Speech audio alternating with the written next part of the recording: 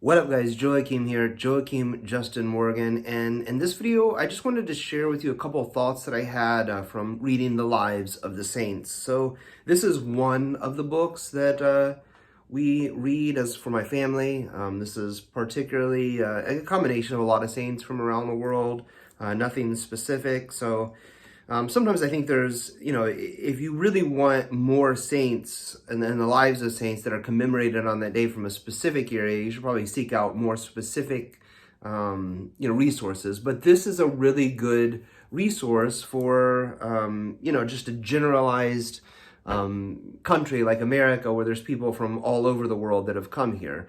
So, I also have other resources that we use that are a little bit more specific to like our family's heritage and things that have a little bit more of those saints too. And I think that's good and important for all of us to do.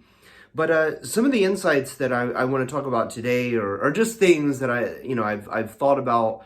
They're kind of general no matter what saints of the church that you're talking about. If it's a saint of the Orthodox Church, these things are almost universally going to be true, especially for martyrs.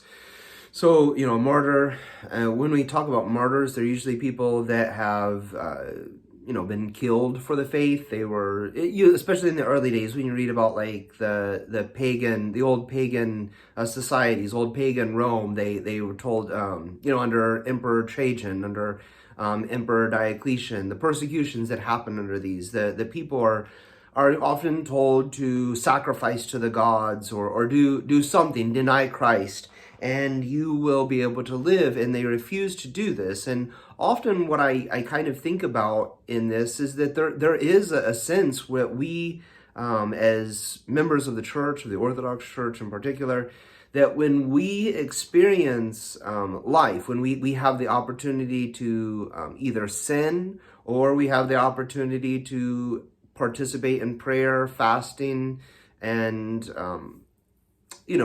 crucifixion of the flesh, not literally, but, that we deny the flesh, that we deny our passions, we turn from our sins and turn towards holiness or pursue holiness at least, then we are kind of in the same scenario as the martyrs. We are practicing for the possibility that we may face martyrdom one day. And when we embrace those good and holy things, then we become like those who confess Christ in the face of death. We overcome the flesh so that we could live to God. But that when we give in to temptation, when we do sin, when we participate in unholy things or whatever that may look like, given whatever your proclivities are, then we actually become like those who deny Christ. We reject Christ in the face of temptation. And so we become like those who are the great heretics, well, maybe not heretics, but deniers of Christ.